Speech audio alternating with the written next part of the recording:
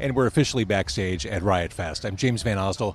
Car Con Carne all through Riot Fest, all through the fall, brought to you by Sopel Solar.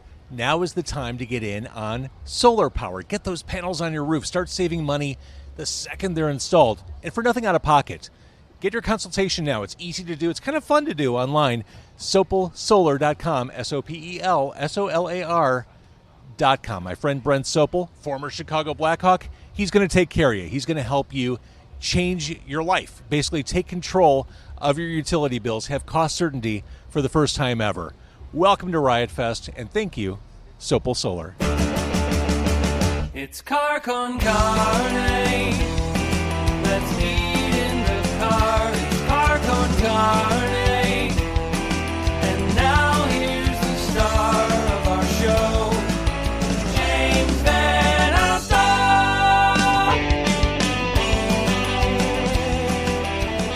All right, we are backstage at Riot Fest. I'm James Van Osdol. That right there, that's Mike from Boston Manor, back in the States. Lovely to see you. Yeah, thanks for having me. So was it last November you were here? You're at Radius the last time we saw you, right? Say again? Was it November when we saw you here last? Yeah. Maybe not. I don't know. We did a tour with Neck Deep That's right. in November.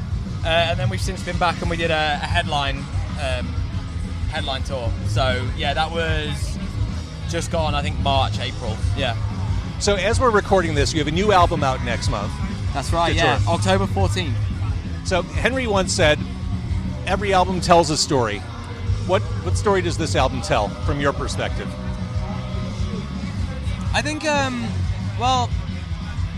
feel like, I didn't really write any of the lyrics, but like we've talked about it quite a lot, and it's kind of an album of, I guess, like addiction, I guess like losing control, and it all takes place with the backdrop of nighttime.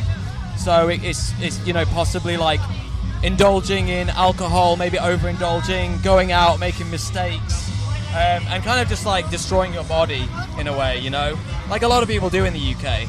It's kind of like we built an entire culture on it, and just like the journey of the protagonist through the nighttime and encountering all of these different people, drinking, getting lost, and partying, going crazy. And I'm sure Henry also doesn't mind me saying that it's it's somewhat biographical, and it's been about him and his relationship with alcohol, because in the UK as well we start drinking from when we're very young. Yeah. And it got to the point, not just Henry but like all of us in the band, we were all drinking so much, and it became so normal.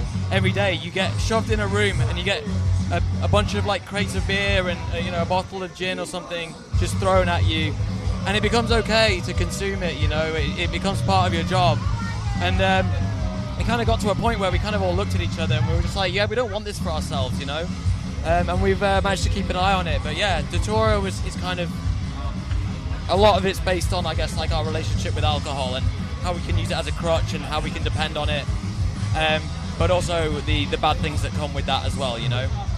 So, you mentioned how everything has kind of a nighttime feel to it, and I think you made that crystal clear with the videos you've done so far for this album. In Foxglove in particular, you've got that gritty nighttime vibe going. We've been very meticulous about this record. The songs that we've written for it, we couldn't be prouder, because like I feel like it's just everything, the essence of Boston Manor just distilled down to these songs. We're super confident at the moment, and the way that they came together, it was so organic and natural. And then all of the videos, we've been working with a videographer called Zach Pinchin, and he just got it straight away, the kind of aesthetic that we wanted. And this the album is part one of a double album that we're going to be doing, and then we'll see what happens. We've not quite got it fully planned yet, but we want to do part two, which is going to take place during the day, and the dawn and the redemption, and a little bit of a lighter touch to it, all round. So. Okay, this is interesting to me because I feel like the process of creating an album as a complete work of art, as opposed to individual a la carte singles, is kind of lost. Thinking about a group of songs as one cohesive artistic vision, I don't feel like we see enough of that in the present day. Yeah, I mean, we talk about this a lot, and we're all album heads. Like, we all grew up listening to, like, I think that stems as well from saving up all of your money when you're a kid, because we're all a little bit older, and then having to go to a CD shop or a record shop and buying a CD or record, and hope that you better fucking hope that you like it, you know, with the money that you spent on it. And there's some albums that, like, you absolutely get straight away, and that you absolutely love them, and you listen to them front to back, and you read the lyric book, and you get so immersed in the world that the artist has created, and we love all that. And then there's those albums that you really have to work at to actually get it and enjoy it, and those are cool too, you know. But yeah, we grew up listening to that. The way the music industry has changed now is everything just seems so disposable. The streaming platforms, everyone's just putting out singles here and there. Yeah. And I feel like the magic and like the essence of like an album, telling a story and like painting a picture, I feel like that's maybe getting lost a bit, so we're trying to get back to that. And it's been really fun to release singles steadily and music, but like it's been great to actually release an album that tells a story front to back, that people can be immersed in a world and enjoy, you know. I love, of the new songs, I love Passenger too. That song just flat out rocks. Oh, thank you so much. And again, there's another video. You've got the city in the background. You've got that grit, that kind of urban feel to it. I feel like that video completely nails the essence of that song. Oh, thank you. Yeah, I mean, that was shot in our hometown, Blackpool, and we just wanted to showcase the town a little bit more and the people living there. And yeah, it was the last song that we wrote for the record, actually. We kind of just needed that missing piece to the puzzle, and we went down, and that was the one song that we finished the record on. Was it written to be that kind of anthemic song, or was it one you had in your back pocket that you kind of reworked? It's interesting you say that, because there was one song that didn't quite make it on the record, and it just felt weird. Like, we had it almost fully fleshed out and recorded, and we all sat and looked at each other, and we just said, this doesn't feel like Boston Manor. This feels weird. Like, there's something really strange about this. We can't put this out. And then there was one thing that did really stand out to us, and that was the drum loop and the drum beat that we used throughout the song. And I messaged our producer, and I was just like, can you send us the stems?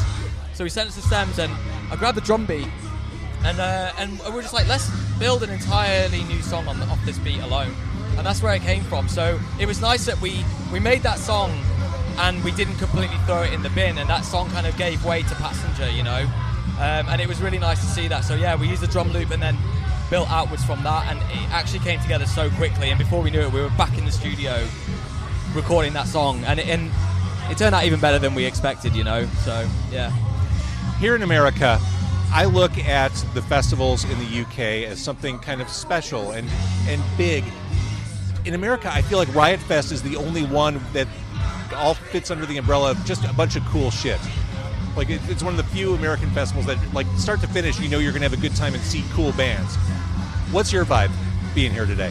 I mean, I've seen a lot of our friends' bands play Riot Fest, and I've always been so jealous. Like, I always see the pictures, and then I look at the lineup, and I'm like, all of these very different sounding bands all here in one place.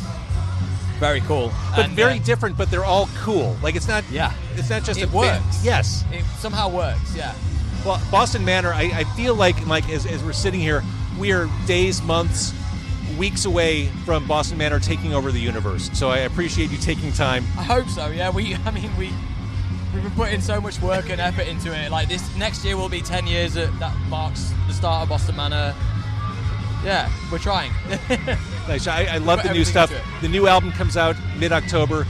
You are amazing. Thank you for doing this. Thanks for having me. Really appreciate it.